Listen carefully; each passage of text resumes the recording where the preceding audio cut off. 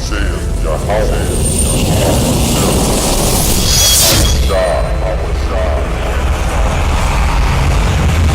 Don't put the sacrifice to the altar. He's not Israelite. He's not Israelite. He's not Israelite. No, you're not. You niggas are You're a Hebrew heathen. You're a Hebrew heathen, man. You're a heathen, man. You're a heathen. Come on, brother. Now, the point that I brought forth was that the scripture says, there's another word in the scripture called, what does that say right there? give each other the holy kiss. And besides, What does that mean? What does that mean to give a holy kiss? What does that mean, a holy kiss?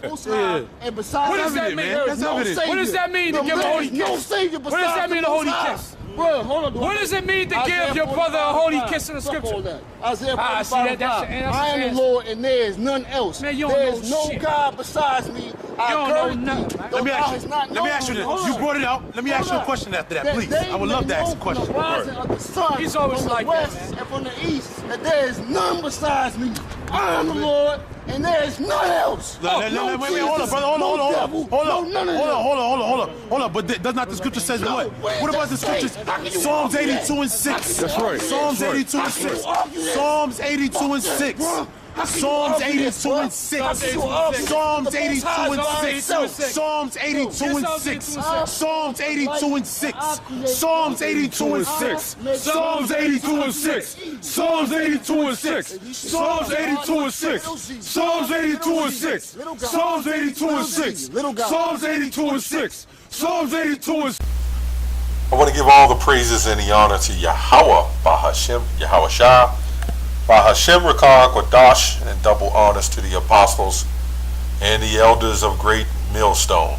Also, Shalom to the hopefully elect, laboring in sincerity, okay, and truth. And I want to touch on a video that I ran across from the brothers GMS Truth Sent 17, the brothers from the DC camp.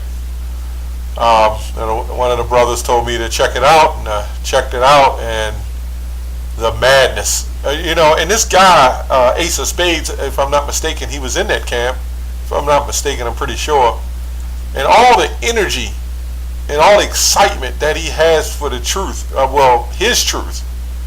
You can see that if he was a righteous man, and he's not, but if he was a righteous man, he would put all that energy into teaching people or trying to wake up the elect and teach people the truth, even his truth. But Yahawah and Yahawashai, let me say Yahawah Hashem Yahawashai, is not allowing these Old Testament Israelites to get out on the highways and teach. If you notice that, you can see this. Now you have to be spiritual to understand scriptures as well. Okay, so let's get to the first scripture, Isaiah 45 and 5. He quoted one on this line. It says, I am the Lord, and there is none else. There is no God beside me. I girded thee, though thou hast not known me. Okay, so now he said up there, and if you heard the video, he said there is none equal to Yahawah. Okay, which is absolutely true. Nobody said that. We said there was a God equal to Yahawah, but you heard the brothers hollering out Psalms 82 and 6, I have said ye are gods. Okay, there's an order set up. Okay, if I have, which I do, I have a son who's in the truth. Okay, and he's under me, and then you have other people, and we're running a business. And I say that I have a son and we're running a business, and I'm not running it. I'm sitting in the background watching him orchestrate everything. And they try to come in and say they want to be like me, so to speak. I'm just making an example, an analogy. Okay? And I would say to them, you can't be me. I'm running the show. But does that mean that my son is still not a part of me? Absolutely not. Because now when you go into the scriptures, and we'll get into that, his son is mentioned even in the Old Testament. All this was about is Jake going off. When you read Isaiah prophesizing, look, man, there's no other God besides the power, Yahawah. Does he have to say his son? And then you got to understand it wasn't till time later that he sent his son. Okay? So when his son came here in the earthly flesh, that's another era. I'm talking about as YAHAWASHI. Okay? That's another era. As King Solomon, okay, and various other, which we know about the reincarnation, that wasn't as necessary. It's more necessary because he came as YAHAWASHI to die for the nation of Israel. Okay, so that's where the difference, the line is made. But you Old Testament Christians, because that's what I'll call you, you're Old Testament Christians. Now let's get a scripture, also another scripture, Proverbs 30:4. It says, who have ascended up into heaven, or descended, who have gathered the wind in his fist, who have bound the waters in his garments. Okay, now we know that this is talking about the Almighty Yahweh, okay, since they are the Old Testament. Goes on to say, who established all the ends of the earth. Okay, that's nothing but Yahweh that does that. What is his name? And what is his son's name, if thou canst tell? That scripture right there cut all you Old Testament Israelites through. Okay, there's no way that you can make up any character or figure for Yahweh and say it's talking about King Solomon or whoever else. Okay, which King Solomon was his son. Okay, but you cannot say that that's talking about any other entity, anybody else. It would have to be the son of Yahweh, no matter if he was King Solomon, Melchizedek, or whatever the case is. He would still be the son of Yahweh. Okay, so Yahweh had a son, right? Now, to get the understanding, when you go to Genesis, the first chapter, it says what? It says, let us make man in our image. Now, Yahweh doesn't have to do anything. You think the Almighty Creator made creations. Now, on the left-hand side, he created, which is still spiritual, believe it or not, for a balance. He created Satan. He created angels, spirits, and everything else to do his bidding. So to say it's all Yahweh doing everything, that would be a lot of work, which he could do, but that would be a lot of work for him to do. And when we understand he deals with balance and order. It's just as simple as that. And I'll get a couple scriptures to go into that a little bit, that we know that this was talking about Yahweh himself. Okay, YAHWASHI. This is Isaiah 7:14. Therefore the Lord himself shall give you a sign.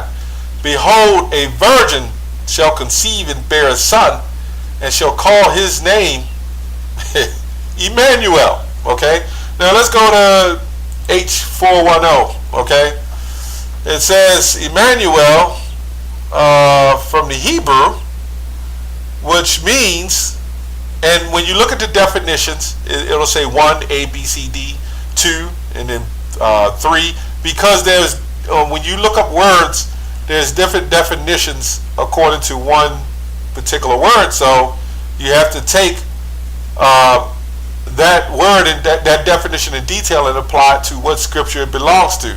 That's why it's a mystery. That's why we work. Okay, that's why we're not lazy. And starting with Apostle Tahar on down to the other apostles and elders and brothers, we're the ones that look up words. Even when I knew about the truth, I didn't look up words. I just looked, okay, Gentile, okay, this word or that word. Well, now I go into the words. This is what we're taught, and that's what good students will do. Good students will follow their teachers and not go off and try to teach some lollygag doctrine, man. Anyway, it says, God like one, mighty one, A, mighty men, men of rank, mighty heroes, angels. C, God, false God, demons, imaginations, and this is what these guys is thinking Emmanuel is. Or D, God, the one true God, Jehovah, or mighty things of nature, strength, and power. Now we know that this is to mean to be God-like. Because so when you read Isaiah 7:14 and it goes on down, it says, verse 15, it says, butter and honey shall eat, that ye that he may know to refuse the evil and choose the good.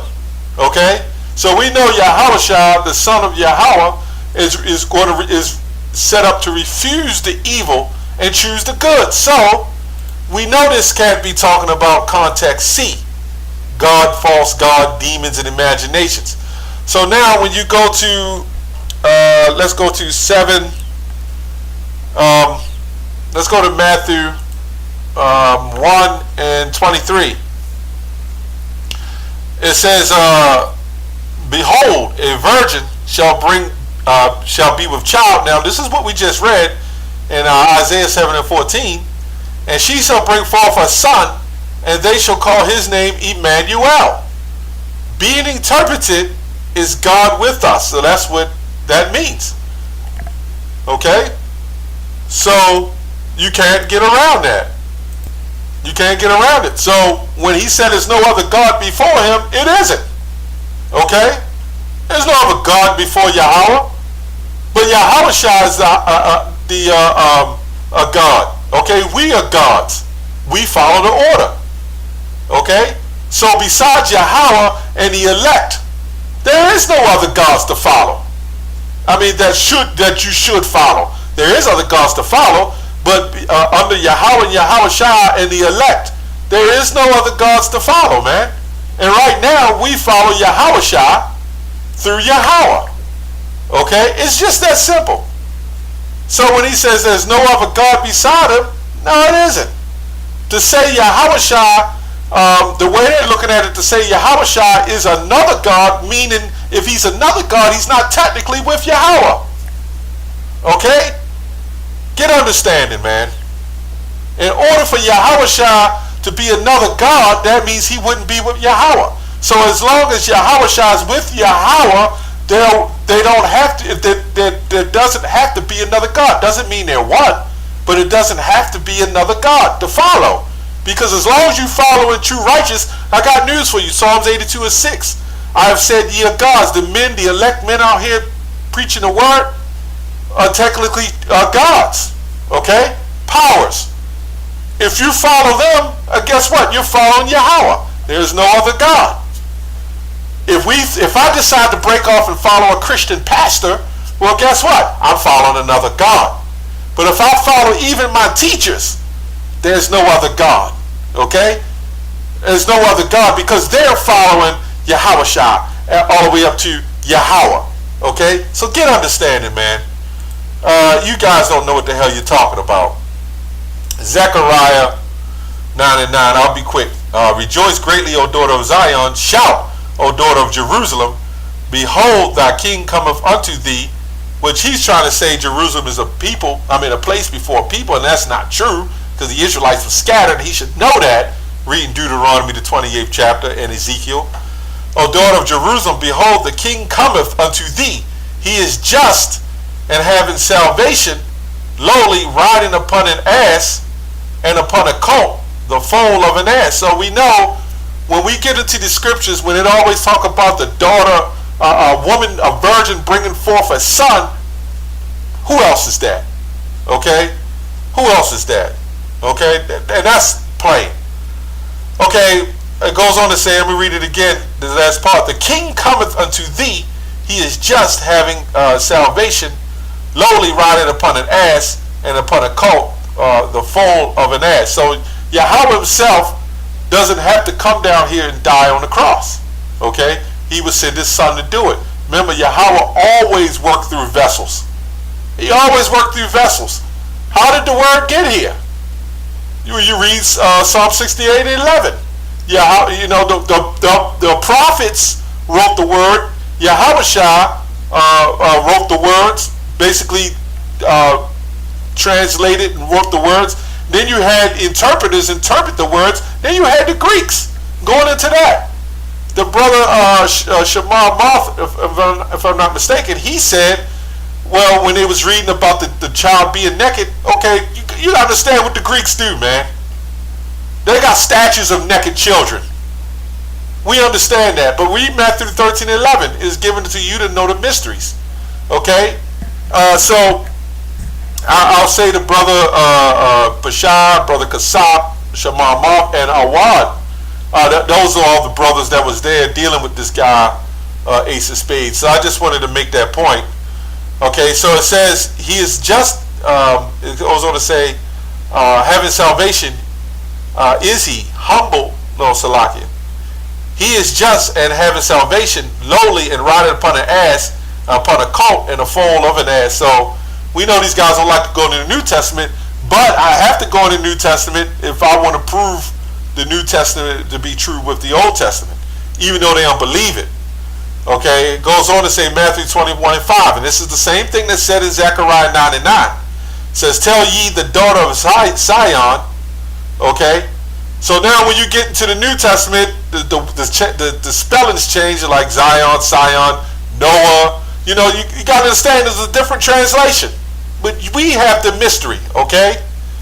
Take ye the daughter of Sion, behold, the king cometh unto thee meek and sitting upon an ass and a colt, the foal of an ass. And that's what this just said in Zechariah 9:9. So when you read the scriptures, you gotta understand the scriptures. Now when you go in Isaiah, if I'm not mistaken, you go into Isaiah, read the whole Isaiah 53. If I'm not, is it 52 or 53? It's Isaiah 53, the 53rd chapter. And who is that talking about? Those are all questions that I would have to ask for this guy, Ace of Spades. So, yeah, the Lord is one Lord, okay? And there is no one else beside him. Never said that. But he does have a son, okay, who sits beside him. There's no other God beside him, okay? Meaning there's no other different gods to follow besides who he set up, okay? There's different gods, idiot. Anyway, that's my take on that. I want to say shalom.